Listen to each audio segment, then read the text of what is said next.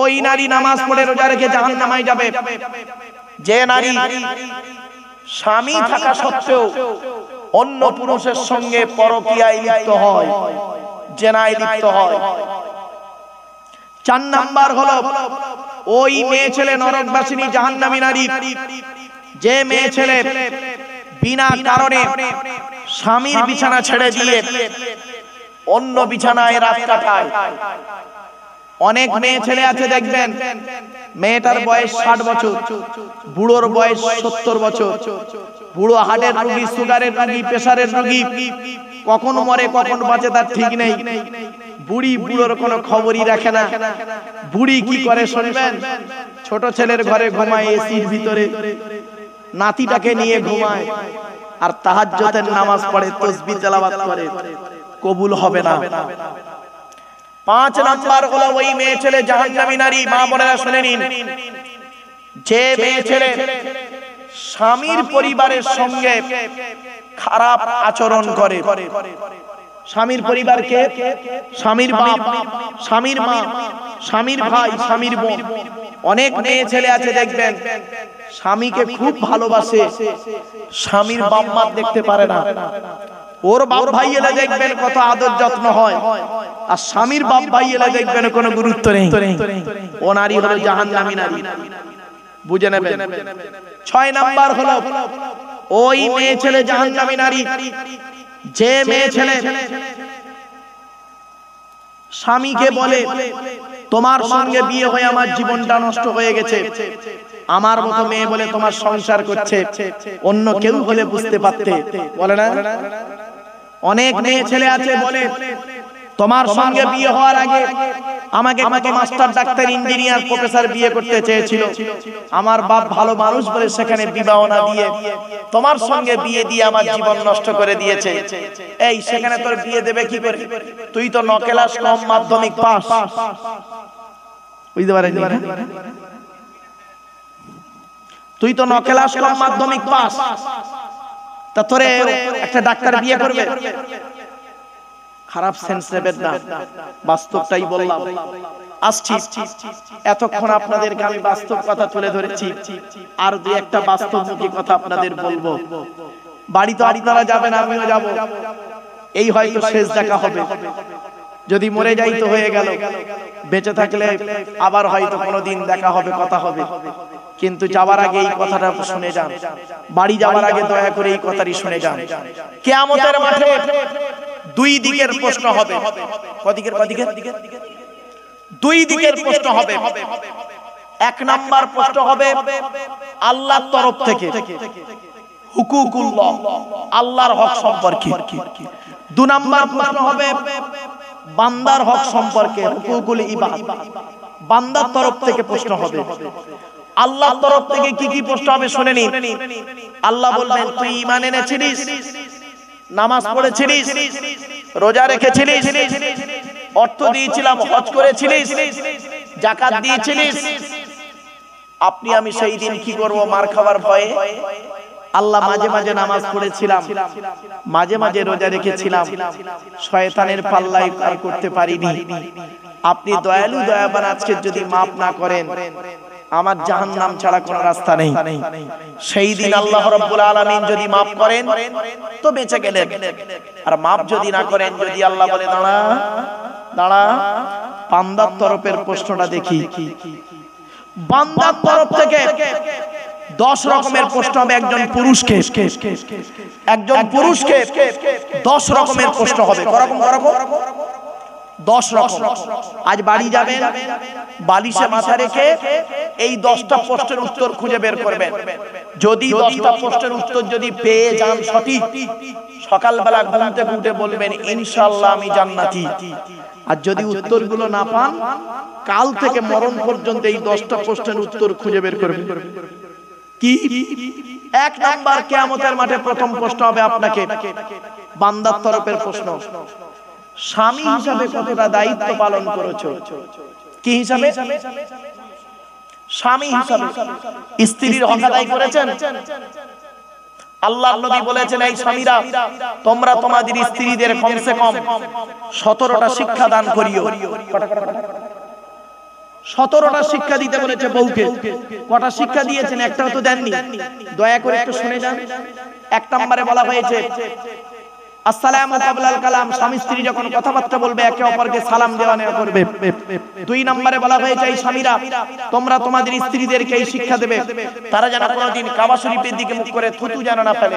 3 নম্বরে বলা হয়েছে এই স্বামীরা তোমরা তোমাদের স্ত্রীদেরকে এই শিক্ষা দেবে তারা যেন কোনোদিন কাবা শরীফের দিকে মুখ করে পেশাব পায়খানা যেন না ফেলে।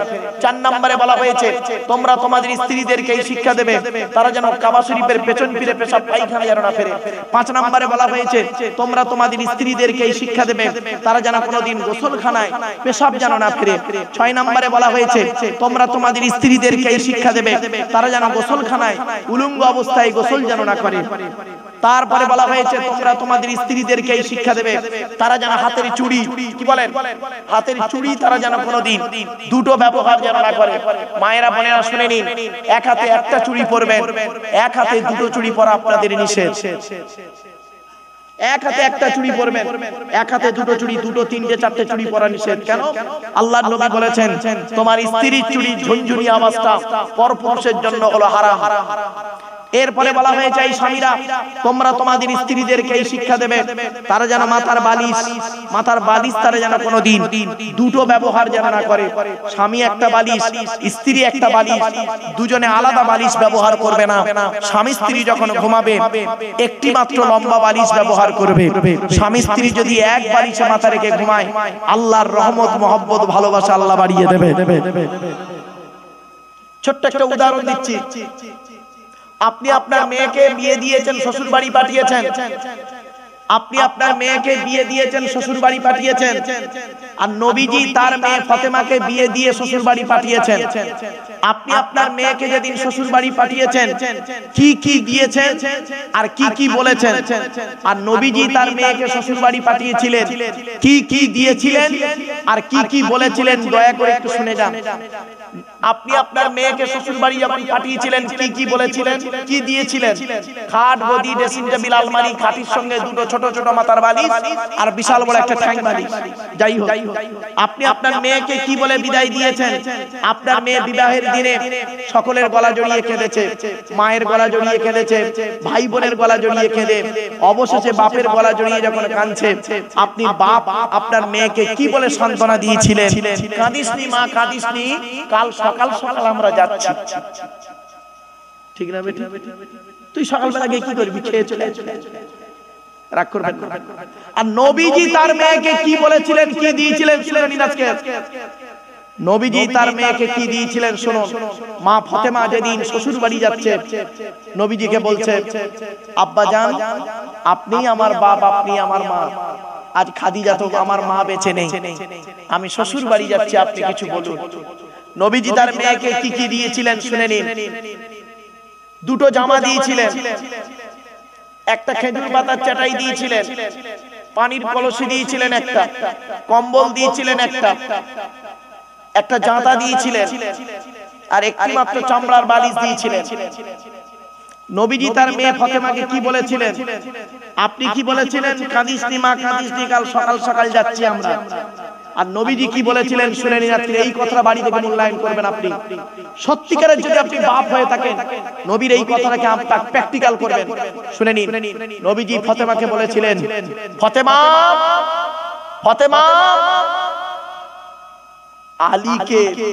আলীকে দ্বিতীয়বার ডাকতে যেন না হয়। তার মানে এক ডাকে সাড়া দেবে, এক ডাকে সাড়া দেবে। তো নবীর কন্যা ফাতেমা, মা ফাতেমা যতদিন বেঁচে ছিলেন নবীজির আলী স্বামীর এক ডাকে সাড়া দিতেন। একদিনের একটা ছোট্ট ঘটনা শুনে নিন। হযরত আলী রাদিয়াল্লাহু তাআলা আনহু নবীর দরবার থেকে বাড়ি এসেছেন, রাত হয়ে গেছে। হযরত আলী রাদিয়াল্লাহু তাআলা আনহু করেছেন কি, দরজাটা আস্তে করে নাড়া দিয়ে বলেছেন ফাতেমা। আস্তে করে একবার ডেকেছে ফাতেমা, সঙ্গে সঙ্গে লাব্বাইক বলে দরজা খুলে দিলেন। তখন হযরত আলী বললেন যে ফাতেমা আমার জন্য তোমার রাত জাগতে হবে না, কাল থেকে তুমি হাসান হুসাইনকে খাইয়ে নিজে খেয়ে ঘুমিয়ে পড়বে, আমি এসে খাওয়া দাওয়া করে ঘুমিয়ে পড়বো। আমার জন্য রাত জেগে বসে থাকতে হবে না। মা ফাতেমা সেদিন কি বলেছিলেন শুনে নিন। মা ফাতেমা স্বামীকে বলেছিলেন, এটা হলো আমার মায়ের স্বভাব, বাপের অর্ডার। মায়ের স্বভাব, বাপের অর্ডার। বলে মায়ের স্বভাবটা আবার কি, একটু খুলে বলো। মা ফাতেমা সেদিন বলেছিলেন, আমরা হলাম 4 বোন, জায়নাব, রুকাইয়া, উম্মে কুলসুম, আমি হলাম ছোট মেয়ে ফাতেমা। আমি আমার মা খাদিজাকে দেখেছি, আমি আমার মা খাদিজাকে দেখেছি। আমার মা আমাদের 4 বোনকে খাইয়ে শুইয়ে দিয়ে, আমার মা আমার আব্বাজানের জন্য যতক্ষণ না আব্বাজান বাড়ি আসতেন ততক্ষণ আমার মা ঘুমাতেন না, খাওয়া দাওয়াও করতেন না। দরজা লাগিয়ে, দরজায় হেলান দিয়ে দাঁড়িয়ে দাঁড়িয়ে আল্লাহ আল্লাহর জিকির করতেন। আমার আব্বাজান এসে যখন একবার ডাকতেন খাদিজা বলে, আমার মা লাব্বাইক ইয়া রাসূলুল্লাহ বলে দরজা খুলে দিতেন। এই অভ্যাসটা আমি মায়ের কাছ থেকে শিখে নিয়েছি। আর আপনার বউ কি করে? আপনার মেয়ে কি করে? আপনার বউ আপনার জন্য অপেক্ষা করে, তা আপনার মেয়ে তার স্বামীর জন্য অপেক্ষা করবে? ডাইসটা তো খারাপ, ডাইসটাই তো খারাপ। রাগ করবেন না। কিয়ামতের মাঠে বন্ধু বন্ধুর শত্রু হয়ে যাবে। তবে যারা আল্লাহর রাস্তে ভালোবেসেছে, আল্লাহর রাস্তে যারা ভালোবেসেছে, মুত্তাকি যারা, তাদের বন্ধুত্ব কাজে লাগবে। ভালোবাসা ভালোবাসা করে খুব চিৎকার করেন। এই যুবক ছেলেরা, ভালোবাসা শব্দের ফুল ফর্ম কি বলবো? এই যুবকেরা বলবো? শুনে রেখে দাও। বাবা আমার তখন, এটা 2000 সালের ঘটনা, 2000 সালে বারুইপুরের বাড়িতে এমএ সেকেন্ড ইয়ারের ছেলে মেয়েদেরকে পড়াচ্ছি, পড়ানো কমপ্লিট। এবার ওরা বাড়ি যাবে। এমএ সেকেন্ড ইয়ার স্টুডেন্ট, মানে সব অ্যাডাল্ট ইউনিভার্সিটি স্টুডেন্ট। তা বর্ধমানের একটা মেয়ে, বর্ধমানে বাড়ি মেয়েটা, আমাকে বলছে স্যার একটা প্রশ্ন করবো আপনাকে এখন। তা আমি বললাম প্রশ্ন করবি, কর। কি প্রশ্ন বল? ছেলে মেয়ে সবাই আছে। মেয়েটা বলছে স্যার কিছু মনে করবেন না। বললাম না, a teacher is a real friend of student. একজন টিচার হলো ছাত্র ছাত্রী প্রকৃত বন্ধু। বল কি বলবি বল। মেয়েটি বলছে স্যার ভিআইপি মানে? আমি বললাম very important person. Sir BDO মানে? আমি বললাম ব্লক ডেভেলপমেন্ট অফিসার। তোর প্রবলেমটা কি বলতো? মেয়েটা এবার বলছে স্যার ভালোবাসা শব্দের ফুল ফর্মটা বলবেন। তো আমি বললাম ভালোবাসা শব্দের ফুল ফর্ম মানে? বলে কেন স্যার? ভয়াকার, ল, পয়াকার, দন্তেশ একার, ভা, লো, বা, সা, এই 4টে অক্ষরের ফুল ফর্মটা বলবেন স্যার। তোরা লিখবি নাকি? ছেলে মেয়েরা খুব এগ্রি। হ্যাঁ স্যার লিখবো। এখন আমি মনে মনে করছি ঘোড়ার ডিম, আমি তো আদৌ জানি না কি বলবো। স্বাভাবিক। তা আমি চিন্তা করলাম কিছু তো একটা বলতে হবে বানিয়ে বুনিয়ে, না বললে এরা বললে স্যার শুধু ইংরেজি আর আরবি পড়াতে পারে, কোনো জ্ঞান গম্যই নেই। একে দাড়িওয়ালা টুপিওয়ালা, মানে তোরা লিখবি না কি? বলছে হ্যাঁ স্যার। এখন কি করবো? মান সম্মানের ব্যাপার। তা আমি একটা বানিয়ে বুনিয়ে ওই ভালোবাসা শব্দটা লিখেছি।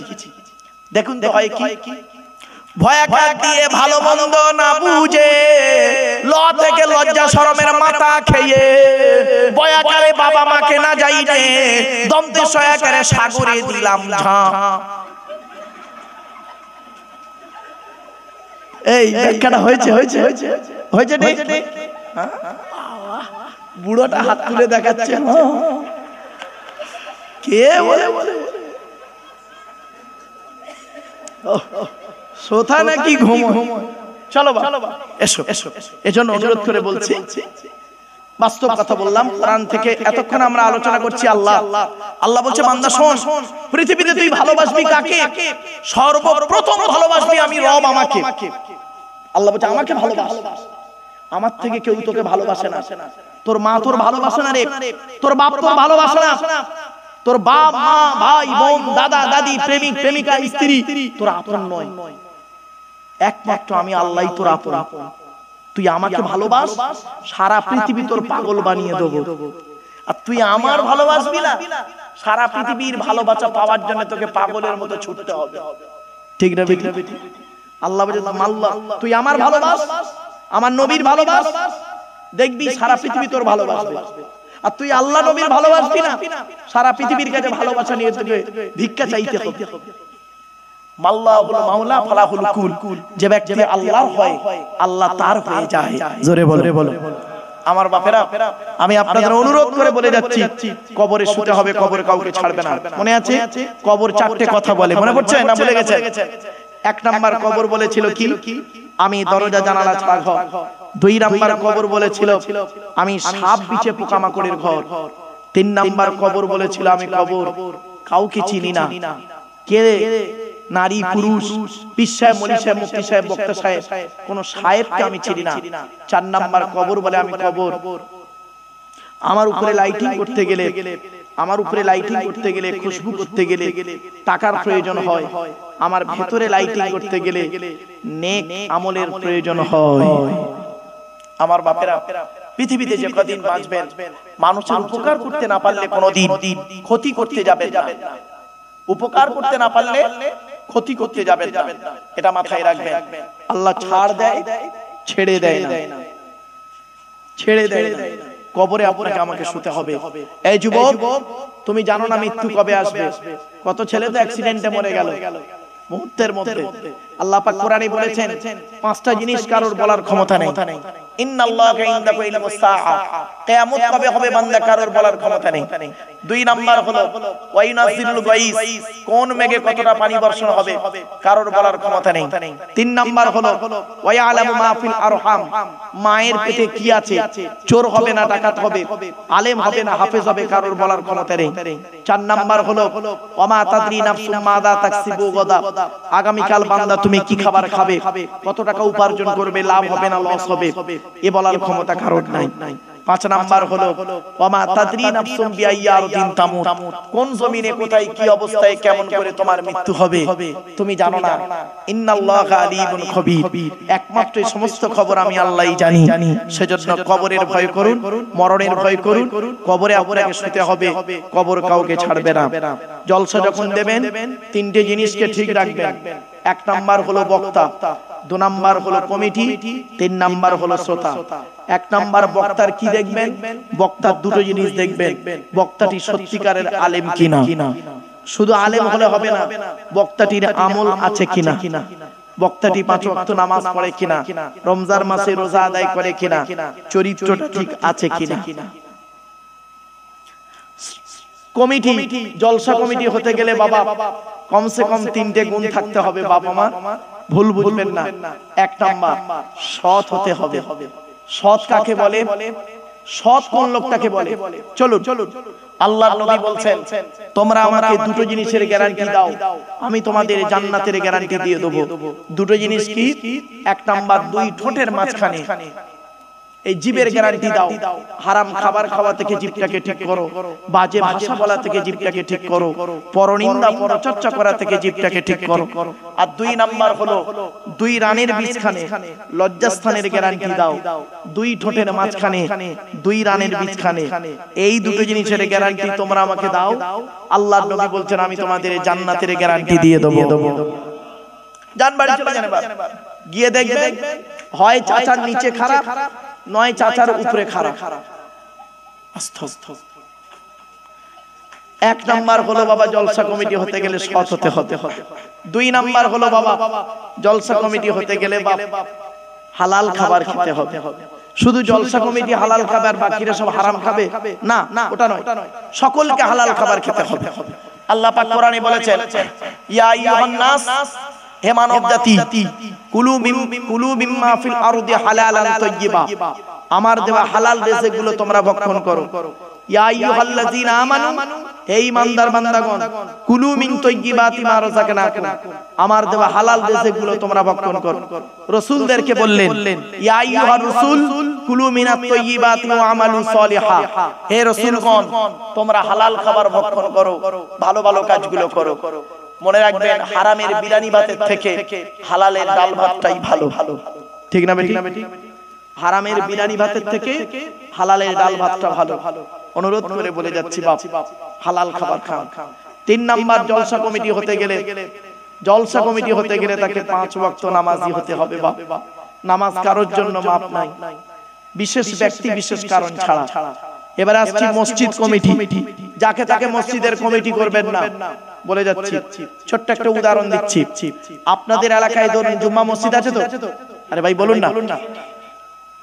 আপনাদের এই জুম্মা মসজিদে জুম্মার দিনে যদি কোনো মুসলিম যুবক ছেলে সাদা পায়জামা পাঞ্জাবি পরে, সাদা টুপি পরে জুম্মার নামাজ পড়তে মসজিদে উঠেছে, প্রচুর পরিমাণ বাংলা মদ খেয়ে, কি বললাম, বাংলা মদ খেয়েছে, প্রচুর পরিমাণ বাংলা মদ খেয়ে ছেলেটা মসজিদে উঠেছে জুম্মার নামাজ পড়তে ওযু করে, আপনি সর্বপ্রথম তাকে কি করবেন? বের করে দেবেন। ছেলেটি বের হতে না চাইলে মেরে বের করে দেবেন। ছেলেটির অপরাধ বলুন বলুন বলুন। মদ হারাম খাবার, মসজিদ পবিত্র স্থান, হারাম খাবার খেয়ে পবিত্র স্থানে উঠেছে, তাই তাকে বের করে দিলে, বের হতে চাইলো না, মেরে বের করে দিলে। কত ভালো মানুষ আপনারা, হাওড়া জেলার মানুষ। এ মুসলমান, মদ খোরকে মসজিদে মেরে বের করে দিলে আর সুদ খোরকে মসজিদের সেক্রেটারি বানিয়ে দিলে। বাহ, কি আজীব ধর্ম।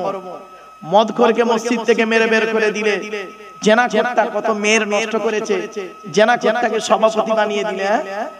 ইয়াং বয়সে কটা মেয়ে নষ্ট করেছে তার ঠিক নেই, বুড়ো বয়সে লোকের মেরে হজ করে এসেছে 3 বার আর 6 বার ওমরা করে সভাপতি বানিয়ে দিলে। মসজিদ যেদিন হয় 1 লাখ টাকা দান করেছে বলে, ও আপনাদের খাতায় সভাপতি, আল্লাহর খাতায় নয়। বাড়ি থেকে ভাববে আমরা এমন মানুষ না, আমরা এমন মানুষ কি হিন্দু কি মুসলিম, আমরা এমন মানুষ নিজের পাপের বাটখারা দিয়ে অন্যের পাপ ওজন করি, ঠিক না বেটি? নিজের পাপে বাটখারা বোঝেন তো নাকি?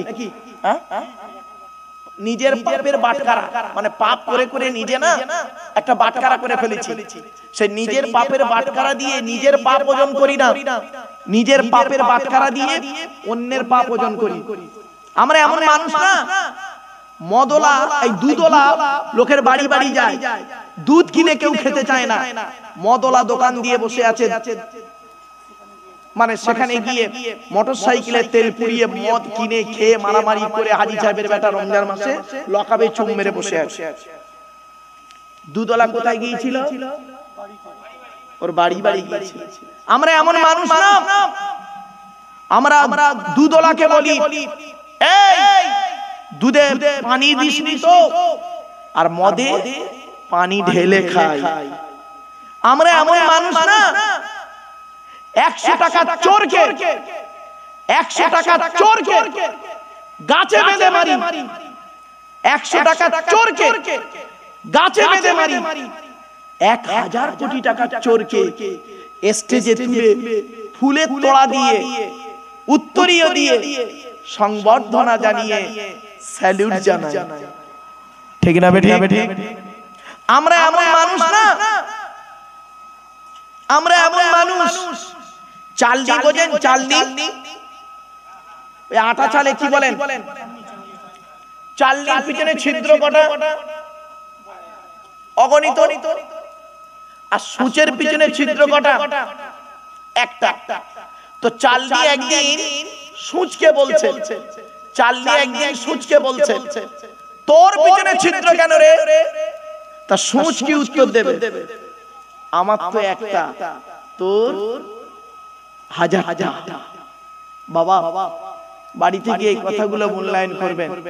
তাহাজ্জুদের সময় গভীর রাতে কথাগুলো বলে গেলাম আপনাদের, সাময়িক শুনতে একটু খারাপ লাগবে, কিন্তু অতি বাস্তব কথা বলে গেলাম। চলুন এগিয়ে যাই। এতক্ষণ আমি আপনাদেরকে আল্লাহ সম্পর্কে সংক্ষিপ্ত ধারণা দিয়েছি। আল্লাহ পাক কোরআনে বলেন, ওয়ালাউ আন্না মা ফিল আরদি মিন শাজারাতিন আকলামু ওয়াল বাহরু ইয়ামুদ্দুহু মিন বা'দিহি সাবআতু আবহুরিম মা নাফিদাত কালিমাতুল্লাহ। আল্লাহ পাক বললেন, পৃথিবীর সমস্ত বৃক্ষগুলোকে যদি কলম বানাস আর সমুদ্রের পানি নিয়ে যদি কালি তৈরি করিস, আমার প্রশংসা লিখেও শেষ করতে পারবি না। ওয়া ইন তাউদ্দু নি'মাতাল্লাহি লা তুহসুহা। অন্য আয়াতে আল্লাহ বলেছেন, আমার নিয়ামতগুলো গণনা করেও শেষ করতে পারবি না। আমার বাপেরা, আল্লাহ সম্পর্কে আলোচনা এখানে স্টপ করলাম। আপনাদের এই জলসাটা কি নবী দিবসের জলসা নাকি? আচ্ছা ঠিক আছে, এবারে আলোচনা হবে নবী সম্পর্কে। তার আগে একবার উচ্চ আওয়াজে আন্তরিকতা নিয়ে দরুদ শরীফ। আল্লাহুম্মা পাখাটা একটু ঘুরিয়ে দেন, পাখাটা একটু ঘুরিয়ে দেন একটু।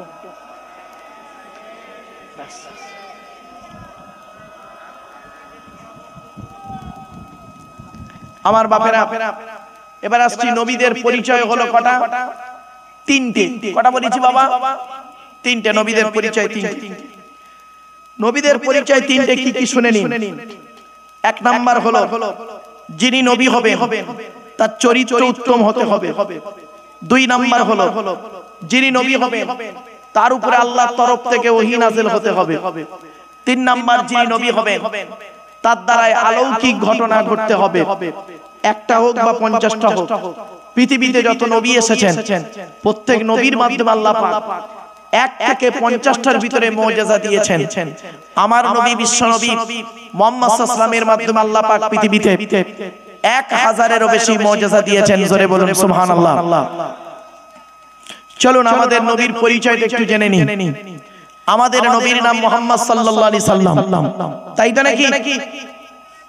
নবী কোন বংশে জন্মগ্রহণ করেছেন? কুরাইশ বংশে।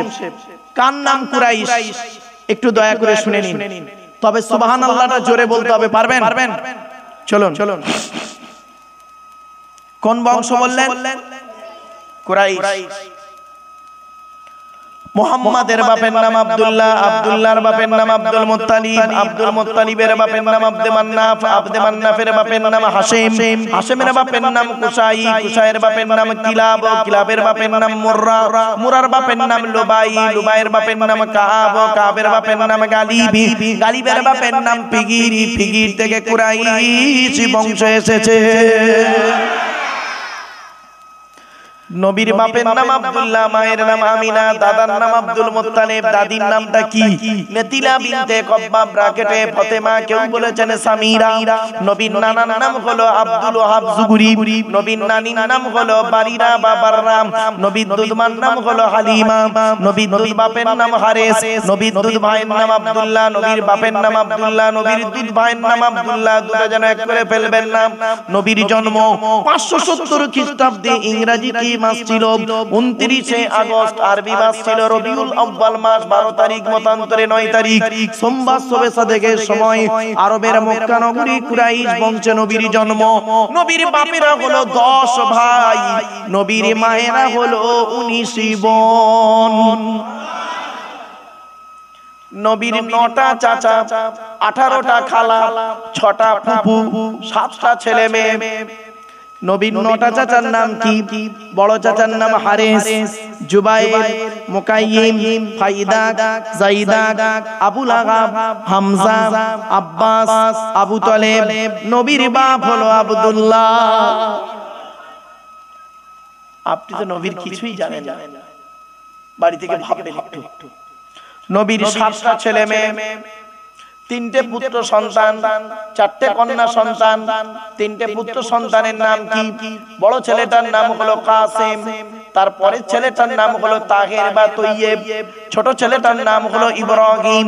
4টে কন্যা সন্তানের নাম কি? বড় মেয়েটার নাম হলো যায়নাব, তারপরে রুকাইয়া, উম্মে কুলসুম, ছোট মেয়েটার নাম হলো ফাতেমা, যার সঙ্গে নবীজি আলীর বিবাহ দিয়েছিলেন। হযরত আলীকে নবী জামাই করতে গেলেন কেন? অনেক আলোচনা। হযরত আলীর মধ্যে আল্লাহ পাক অনেকগুলো গুণ দান করেছিলেন, সেখান থেকে দুটো গুণ আপনাদেরকে বলছি। এখান থেকে শিক্ষা নিয়ে নিন কোন ছেলেকে জামাই করবেন আর কোন মেয়েকে বৌমা করবেন। যাই তাই ছেলেকে জামাই করতে যাবেন না। একলা বাপের একটা ছেলে দেখে ছুটবেন না, সব একলা বাপের একটা ছেলে সমান নয়।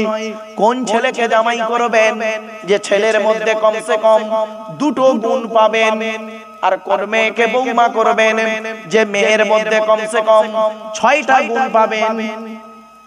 ছেলেদের কটা গুণ বললাম? দুটো। কি কি? 1 নাম্বার ছেলেটি সৎ ছেলে কিনা খবর নেবেন, 2 নাম্বার ছেলেটি কর্মী কিনা খবর নেবেন, কোন মেয়েকে বৌমা করবেন? কোরআনে আছে মুসলিমাতিন মুমিনাতিন কানিতাতিন তাইবাতিন আবিদাতিন সাইহাতিন সাইয়্যিবাতিন ওয়া আবকারা। 28 নম্বর পারার 19 নম্বর পৃষ্ঠার 11 নম্বর লাইন, সূরার নাম সূরা তাহরিমের 5 নম্বর আয়াত। 1 নম্বর দেখবেন মেয়েটি মুসলমান কিনা খবর নেবেন, 2 নম্বর হলো মেয়েটি বিশ্বাসী মেয়ে কিনা খবর নেবেন, 3 নম্বর হলো কানিতাতিন, খুবই ইম্পর্টেন্ট কি কানিতাতিন আনুগত্যশীলা মেয়ে কিনা খবর নেবেন।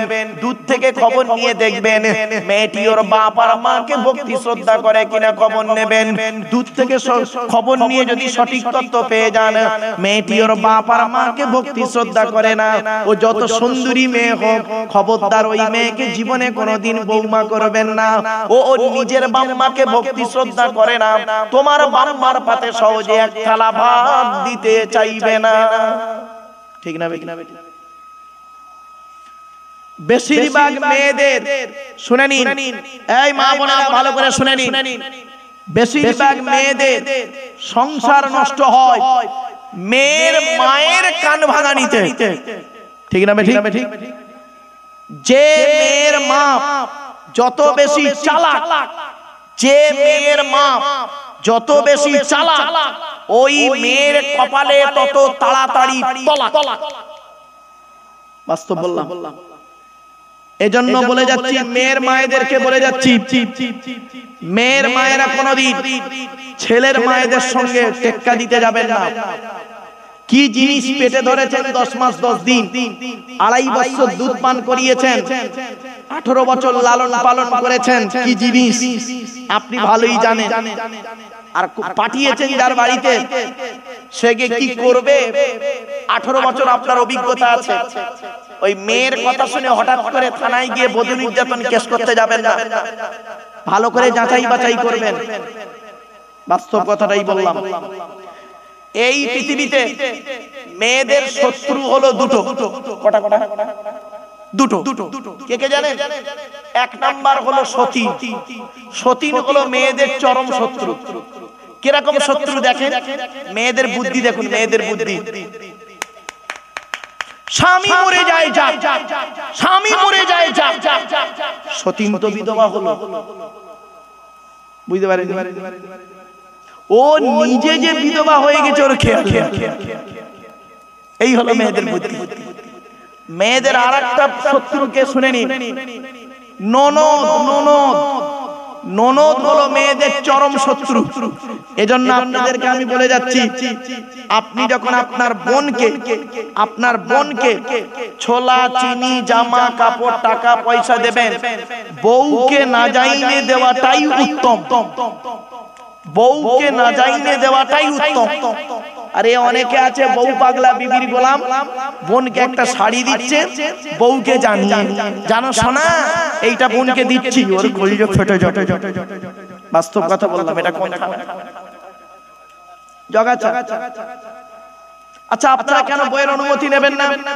অবশ্যই বইয়ের অনুমতি নেবেন। শুনে নিন, অবশ্যই বইয়ের অনুমতি আপনাকে নিতে হবে। কেন নেবেন শুনে নিন। বাসর রাতে, ফুলসজ্জার রাতে, গভীর রাতে বইয়ের ঘরে একা একা যখন ঢুকেছিলেন, মনে মনে কি বলেছিলেন খেয়াল করুন। 50,000 টাকা ইয়াম্মা গাড়ি 5 ভরি সোনার বিনিময়ে আজ থেকে তোমার বাপের কেনা চাকর গোলাম হইয়া গেলাম। তুমি যাহাই বলিবে তাহাই শুনিব, গন্ডগোল যদি করি মারিতে দ্বিধা বোধ করিবে না। তোমার বিরুদ্ধে যদি কোনোদিন কোনো গন্ডগোল করিয়ে থাকি, জগাছা থানায় বধূ নির্যাতন কেস দিয়া বাপ আর মাকে জেল খাটাইয়া লকাবে ঢুকাইয়া আমার কেলানি দেবে। বাড়ি থেকে ভাববেন। আমার মা বোনেরা শুনে নিন, বাবাজিরা শুনে নিন, রাগ করবেন না। আল্লাহর নবী একদিন সাহাবীদেরকে বলছেন, তোমাদের বাড়িতে কয় শ্রেণীর মেয়ে ছেলে আছে গো? সাহাবীরা বললেন, হে নবী, আমাদের বাড়িতে 4 শ্রেণীর মেয়ে ছেলে আছে। কয় শ্রেণী? 4 শ্রেণী। আপনার আমার বাড়িতে 4 শ্রেণীর মেয়ে ছেলে আছে। কে কে? মা, বোন, মেয়ে, বউ। মা, বোন, মেয়ে, বউ, এই চার শ্রেণীর মেয়ে ছেলে জান্নাতি না জাহান্নামী কি করে বুঝবেন আপনি? আজ শিখে যান, শুনে যান। মা বোনেরা ভালো করে শুনে নিন। যে সমস্ত